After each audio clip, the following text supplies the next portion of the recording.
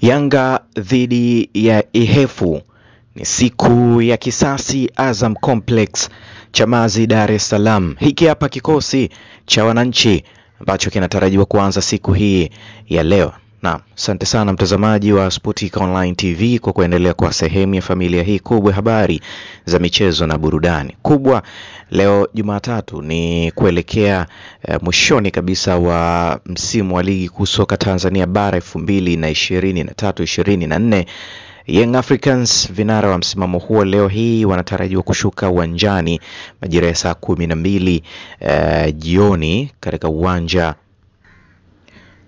wa Azam Complex Chamazi, Dar es Salaam, kuvana na Ihefu katika mchezo wa ligi kuu soka Tanzania bara. Kwa Young Africans, wao wametangaza mchezo huu kuwa ni mchezo wa kisasi.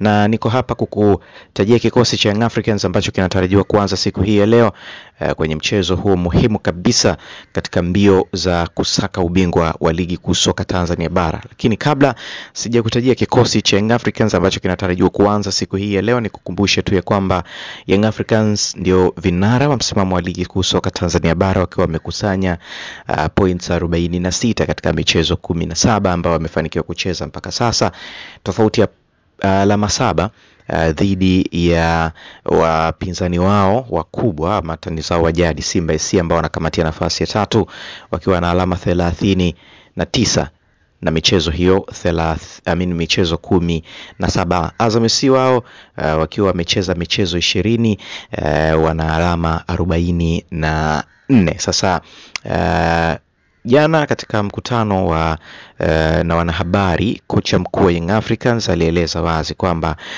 mchezo huu wanautumia kama mchezo wa kisasi kwao, kulipa kile ambacho alikipata katika mchezo wa mkondo wa kwanza, mchezo ambao ulipigwa katika uwanja wa Highland Estate kule Mbeya, na Ihefu kufanikiwa kuibuka na ushindi muhimu kabisa wa mabao 2-1, mchezo ambao ulishuhudia Young Africans wakipoteza kwa mara ya pili katika uwanja wa Highland Estate katika misimu miwili mfululizo. Na katika michezo hiyo 17 ambayo Young Africans wamefanikiwa kucheza mpaka sasa, ni mchezo mmoja pekee ambao wamepoteza, na mchezo huo ni dhidi ya Ihefu. Na kocha wa Young Africans Miguel Gamondi aligusia hilo pia, akasema wanatambua kwamba Young Africans Ihefu ndio timu pekee ambayo imewajeruhi msimu huu, na akaweka wazi kwamba hakuridhishwa na namna ambavyo kikosi chake kilicheza katika mchezo huu wa mkondo wa kwanza,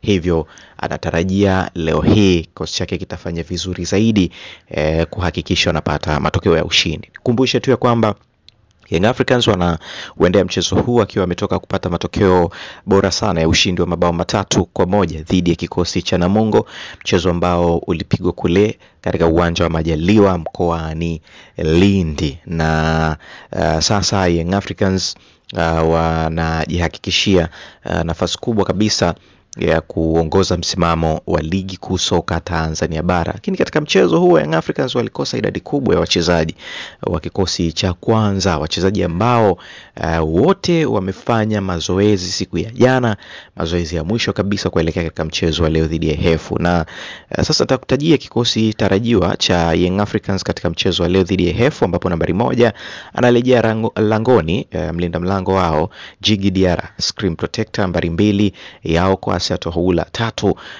anaendelea kusimama Nixon Kibabage.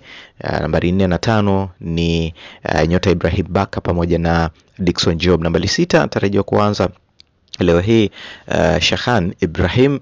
Nambari 7 anatarajiwa kuanza nyota Maxine Zengeli. 8 kama kawaida Mudathi Yahya Bas. 9 anatarajiwa leo hii kuanza Gwede ambaye anarejea pia kwenye kikosi mara baada ya kukosa mchezo uliopita. Nambari 10 Pakome Zoazoa ambaye pia alikosa mchezo uliopita, anarejea kikosini. 11 ni Stephanie Azizki. Hicho ndicho kikosi cha Young Africans ambacho kinatarajiwa kuanza leo hii mara baada ya kutangazwa wachezaji hawa ambao wamerejea kwenye kikosi kutoka kwenye majeraha. Miongoni mwa comment za mashabiki kupitia mtandao wa kijamii wa Instagram wa Young Africans, wenyewe wanakuambia Ihefu hawana bahati. Je, ni kweli Ihefu hawana bahati?